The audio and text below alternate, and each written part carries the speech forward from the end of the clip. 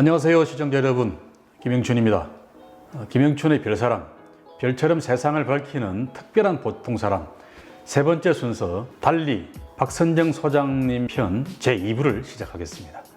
인문학단 달리의 박선정 소장님 모셨습니다. 사람들이 와서 요구를 하기 시작을 하더라고요. 박사학위는 주제가 뭐였죠? 본드릴러라는 작가인데요. 노벨상을 받아야 제가 뜨거든요.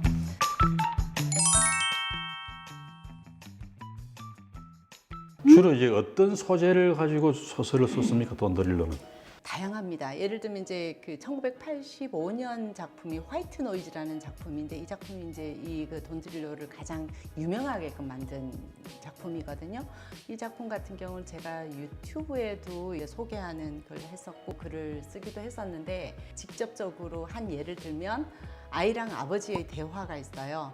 그러면서 아이가 뭐라 그러냐면, 라디오에서 오늘 저녁에 비 온다 그랬어요. 그러면 아버지가 지금 비 안 오고 있어. 근데 오늘 비가 온다 그랬어요. 그래서 아니 비 안 오고 있는데 온다 했다니까요.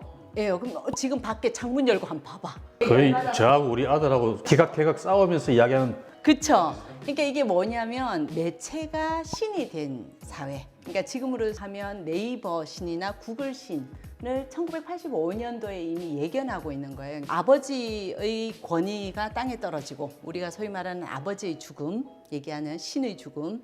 그러니까 신조차도 그 화이트 노이즈에서 보면은 죽음을 예견을 하고를 있고, 이제 그런 것들이 드릴러의 책을 보면 우리 시대가 10여 년 전부터 미리 예견한 듯한 그런 느낌을 굉장히, 저는 되게 복이라고 생각을 해요. 드릴러를 제가 전공했던 게. 혹시 이 돈드릴러가 쓰는 이런 심리묘사라든지 뭐 현대 사회의 이면, 미래에 대한 또 뭐 예언 같은 그런 소설, 이런 데 관심 있는 분들은 돈드릴러 소설을 꼭 읽어보시기 바랍니다. 뭐 안 읽으시고요. 제가 글을 쓰는 걸 좀 보시면 돼요.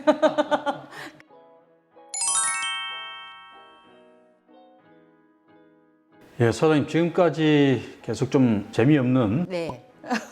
이 사람도 드릴러 이야기 많이 했는데, 다시 조금 이제 화제를 바꿔서 어릴 때 이야기 좀 해주시죠. 이 책, 나는 소중하니까, 이 책 보면은 시골 소녀의 성장기로 되어 있는데, 그 시골이 울주군 어디죠? 예, 지금은 울산으로 들어가 있고요. 제 어렸을 때만 해도 경상남도고, 그 원래는 이 책을 제가 쓰게 된 동기가, 그 제가 옛날에 한 10년 전에 암 진단을 받고 이제 수술을 했었는데, 이 책 출판하던 그 해에 또 암 의심이 뜬 거예요. 그래서 이번에 이제 암 진단 받으면 내가 죽을 수도 있겠구나, 이 생각이 딱 드는 거예요. 그러면서 그때만 해도 이제 저희 집 셋째 넷째가 아직 어릴 때니까, 이놈들이 나중에 혹시나 힘들고 하면 엄마 없이 커야 될 수 있으니까, 그랬을 때 엄마도 엄마 없이 잘 컸다, 잘 컸지 않습니까? 그러니까 잘 컸다, 이걸 이제 보여주기 위해서 이제 마지막 강의 라스트 렉처리라고 하는 책, 미국 교수. 예. 그거 흉내를 낸 거예요, 사실은. 저도 막 이렇게 우울해하면서 나도 우리 아이들에게 이 책을 남겨야 되겠다. 내가 혹시 죽을 줄 모르니까 내 인생을 한번 정리를 하고 아이들한테도 좀 남겨줘야 되겠다, 엄마 이야기를. 그래서 쓰신 거구나. 그러니까 뭐 암이 아니다 이렇게 나와가지고, 그래서 출판을 하냐 마냐 조금 고민을 했었어요. 제 얘기가 너무 많이 이제. 아니, 그래 기왕 쓴 거니까 당연히 출판해야죠. 조금 부끄럽기도 하고. 또 아이들은 또 그래도 엄마를 잘 몰라요. 예, 근데 아이들은 안 읽어요. 안 읽고. 나중에 크면 다 읽게 돼요.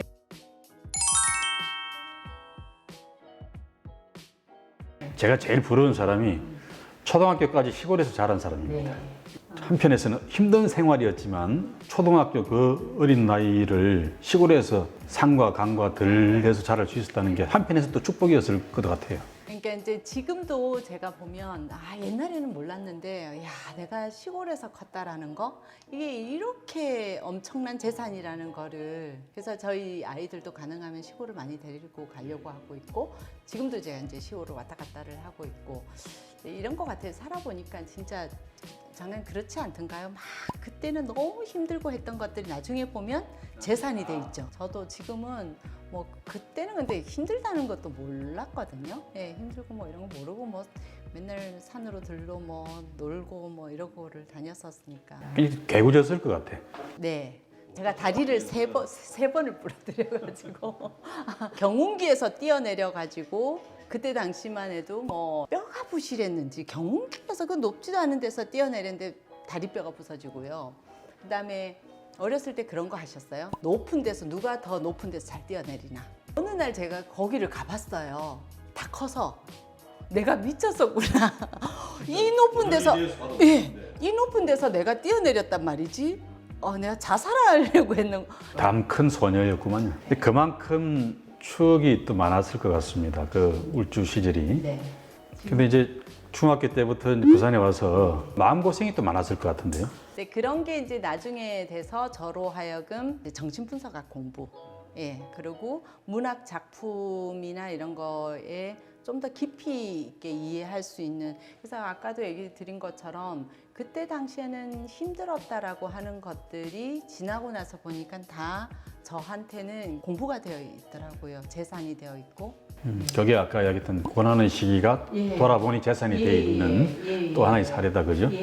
제가 이제 우리 장관님 보면 이게 고통에 대하여에서 자, 카메라 저 안에 별표도 돼 있고 이게 줄 진짜 열심히 읽었거든요. 줄 별표 채가면서. 근데 어쨌든 여기서를 제가 읽으면서 그 장관님이 고통이란 단어를 정말 여러 번에 걸쳐서 쓰세요. 참 고통을 느꼈다. 예, 그러니까 아팠다라는 표현을 이렇게를 하시는 데서 제가 저 진짜 짠했었거든요. 이걸 이제 밤에 읽었는데 밤새서 읽었는데 읽으면서 그 국민들에 대한 아픔 또 고통받는 이에 대한 아픔 그래서 그 고통을 느꼈다라는 것 때문에 지금 아마 또 다른 변화하신 모습을 갖고 계시듯이 그게 제가 다른 정치인과 좀 다른 문법으로 정치를 하는 이유나 그런 게 될 것 같아요. 언젠가 한번 저 후배 정치인이 아따 형님은 무슨 정치를 그렇게 고통스럽게 하요. 나는 재밌어 죽겠구만. 이런 사람이 있었거든요. 근데 보통 정치인들 중에 재밌게 하는 사람은 정치를 즐기면서 오래오래 잘 해요. 근데 너무 고민이 많은 사람은 정치를 오래 잘 못하더라고요.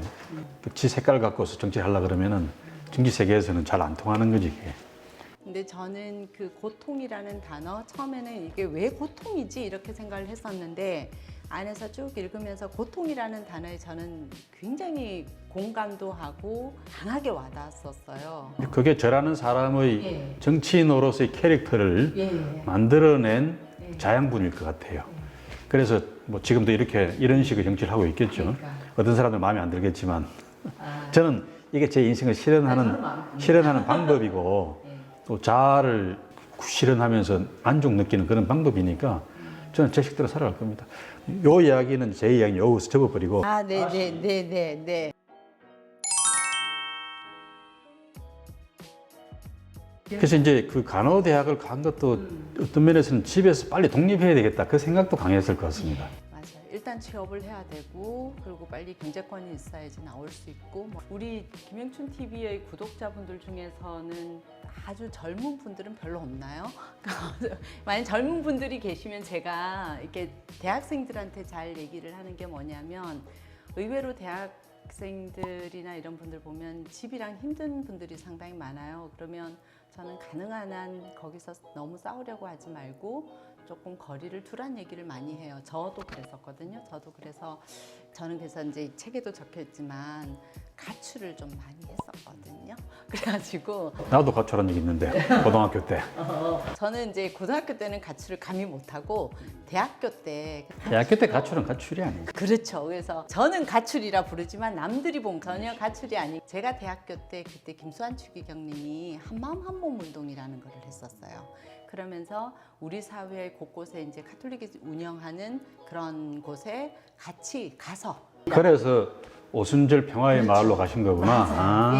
그래서 그 사람들하고 같이 먹고 자고 하면서 내가 할 수 있는 일을 하고 그 사람들이 또 도울 수 있는 건 돕고 하다 보면 내가 배운다. 가출을 이렇게 좋은 행위로 연결시켜내는 이런 귀한 사례도 있구먼요. 저는 일단은 좋은 일 하려고 나간 게 아니고 거기 주보에 보니까 먹여주고 재워주더라고요. 그러니까 거의 일주일 뭐 이렇게를 먹여주고 재워주는데 뭐 어디 가는 거예요 보니까 저는 집을 나가야 되는데 또 이쁘잖아요. 제가 비웃으시는데 비웃으셨죠? 그때 당시 좀 예뻤어요. 이렇게 젊고 여성이고 이쁜데 나가서 가출을 하면 이게 이제 잘못하면 그래서 이게 안전한 곳으로 가출하자 이거였어요. 가톨릭 복지시설 안에서는 안전할 테니까. 근데 그때 뭐 하도 힘이 들어서 세탁실에서 자고 막 그랬다면서요, 중간에. 세탁실에서 자는 거는 세탁실에서 못 자게 해서 못 잤는데 그 오순절 평화의 마을은 지금은 이제 많이 시설이 좋아졌거든요. 그때만 해도 스트리트 집이었는데 그게 오순절 평화의 마을이 어떤 곳이냐면 행여 환자분들 있죠. 그 길거리에 이제 계시는 행여 하신 환자분들 그분들을 이제 모셔와서 거기에 자립을 할 수 있도록 하는 곳이었는데 오시면 어떤 거냐면 이게 첫 일을 뭐부터 하느냐면 옷부터 다 벗게 해요. 왜냐하면 길에서 뭐 벌레, 뭐 옴 이런 것들이 워낙 옮으니까 딱 오시면 옷을 이제 세탁실 입구에서 옷을 다 갈아입고 옷은 버려야 되고. 예. 근데 그 옷을 안 버려요. 제가 너무 놀랐어요. 이거 안 버려요? 안 버린대. 이게 딱 분리를 해요. 그때만 해도 이제 그 옷이 귀하고 하니까 이거는 버려도 12번 버릴 건데 빨래하라고 해요. 근데 세탁기가 없어, 세탁기가. 예, 그걸 전부 손빨래를 하는데 그러니까 뭐 세제 엄청나게 넣고 발빨래하고 뭐 손빨래하고 그걸 하루 종일 해요. 하루 종일 이제 제가 거기서 한 일은 낮 동안에는 고일 그리고 밤에 딱 자기 전에는 여성분들 중에서 그 장애 있는 분들이 많으셔서 그런 분들 시켜드리고 이제 방 청소. 그래서 가출을 주로 이제 남들이 보면 너 너무 착하다 했는데 세상에 이렇게 건전한 가출도 있습니다. 네, 그래서 그런 가출, 네, 좋은 가출이라고 권하고 싶습니다. 네.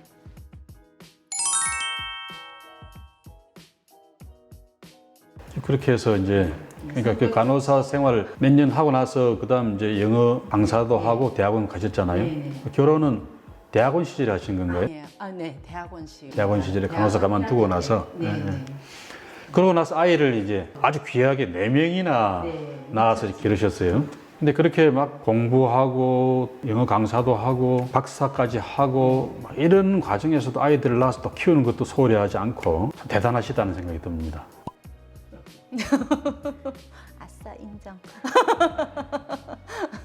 그래서 오늘 제가 우리 별사람 세 번째 주인공을 모신 이유가 우리 별사람 이 코너 이름이 별처럼 세상을 밝히는 특별한 보통 사람인데 박 소장님이 진짜 특별해 보이기도 하고 또 어떤 면에서는 우리하고 같이 살아가는 보통 사람이기도 하고 딱 이분이다 싶어서 오늘 세 번째 주인공 모셨는데 지금 이제 달리가 최근에 와서는 이제 이 도시 재생 운동하고도 결합을 많이 해서 일을 하신다 그랬잖아요. 기록을 좀 보니까 40계단 영화제 그게 또 참여해서 영화도 상영도 하시고 그러던데 특히 우리 원도심 지역이 노인들이 많으시고 우리 부산 전체가 다 청년들이 떠나는 도시가 되었지만 특히 원도심은 더 노인의 도시가 되어 있지 않습니까? 외롭고 의지할 데 없는 그런 노인들을 위해서도 그런 영화 상영 같은 거는 참 좋은 사업일 것 같아요.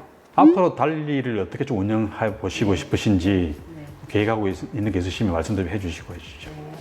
달리는 여러 가지 의미인 것 같아요. 살면서 이리저리 다양한 어떻게 생각하면 평범하긴 한데 특별하게 뭐 제가 더 그런 거는 내세우고 뭐 이럴 거는 없는데도 불구하고 경험은 참 많이 한 것 같아요. 예, 그리고 다양한 곳들을 다녀봤던 것 같고 다양한 분들을 뵙던 것 같고 그런 것들이 이제 저로 하여금 달리를 차리게 한 것 같고 그리고 또 달리를 막상 시작하고 나서도 마찬가지로 원래 의도했던 거랑 지금 달리가 가고 있는 길은 너무 다르거든요. 스스로 막 이게 자기 운동을 한다 그죠? 네, 얘가 왜 일로 가려 그러지? 네, 저는 글로 안 갔으면 좋겠고 있죠. 그거 하지 말자 우리 그거 우리 일 아니야 막 그러거든요. 근데 정말 운명처럼 나 정말 이거 안 하고 싶은데라는 생각 진짜 많이 하고요. 그런데 뭐 어쩌다 보니까 여기에 보니까 뭐 아이들이 눈에 들어오는 거예요. 예를 들면 우리가 지금 밑에 작은 도서관 그거 전혀 계획에 없던 일이거든요. 그런데 코로나로 아이들이 이제 갈 곳이 원도심에 있는 아이들이 갈 곳이 없잖아요. 그러다 보니까 얘들이 아이 그 학당에 와서 숙제해도 돼요. 이렇게 하고 와요. 아, 스스로 찾아왔구나. 네. 그래서 이 아이들이 이제 와서 숙제하고 있는 모습 이런 모습을 보면서 우리 여기에다가 책을 좀 갖다 놓고 아이들이 공부할 수 있는 공간을 만들자. 그러니까 이게 달리가 처음에 저희들이 의도한 게 아니고 아 이걸 해야 되니까 할 수 없이 하자. 그래 왔듯이 앞으로도 달리는 어떻게 달려갈지 잘 모르겠다. 몰라요. 안 가면 안 달리면 좋겠어요. 저는. 네. 달리는 앞으로 이제 미지수 영역으로 남겨놓고 달리 말고도 다른 활동도 하셨잖아요. 예를 들면 뭐 칼럼니스트로 칼럼도 쓰시고 또 대학생 멘토 한국장학재단에서 하는 뭐 그런 데 참여도 하고 계시고 그랬는데 그런 걸 다 포함해서 앞으로의 인생 계획, 별사람 박선정 소장님의 인생 계획이 뭘까요? 그 뭐 아까 얘기 드린 것처럼 저는 근데 나중에는 나이가 많이 들어서는 다시 돌아가고 싶은 건 사실은 간호사 생활을 하고 싶어요. 제가 보면 이게 선자가 베풀이 선자거든요. 이게 돌보면서 굉장히 행복을 느끼는 것 같아요. 그래서 뭐 언젠가는 그런 일을 하고 싶은데 중간에는 이제 인문학, 예술 이런 걸 통해서 소위 나누고 스며들고 특히 이제 청년들이나 아이들 제가 어렸을 때처럼 이렇게 좌충우돌을 한 그런 아이들에게 아니야 세상은 꼭 그런 거 아니야 라는 거를 인문학이라든지 이런 걸 통해서 희망을 주고 싶어요. 네. 우리 장관님도 중간에 보면 희망이 없으면 그건 죽음이다 이런 얘기를 해놓으셨던데 저도 그렇게 생각을 하거든요. 그래서 제 삶과 그리고 저의 모습, 저의 노력을 통해서 작지만 그런 희망을 줄 수 있는 그런 삶이면 그게 뭐 제가 원했든 원하지 않았든 그 길을 가지 않을까 이런 생각이 들고 나중에 돼서 제가 뭐 인문학이나 예술 이런 쪽으로 이런 좀 멋진 이런 걸로 더 이상 안 통할 때쯤 되면 손으로 하는 일, 예, 그러니까 돌보는 실질적으로 요양원이나 이런 데서 목욕시키는 일이든 뭐든 뭐 할 수 있는 일 그런 일들을 해가면서 살지 않을까. 아주 색다르고 좀 작은 감동 같은 게 일어나는 그런 계획 같습니다. 보통은 열심히 살고 활동하고 나서는 좀 그다음에 신난다, 뭐 시골에 가서 그런 이야기 하실 줄 알았는데 힘이 빠지면 오히려 인문학으로 역할이 끝나면 간호사로서 노력 봉사를 해서 살고 싶다. 아주 이색적이고 감동적인 계획입니다.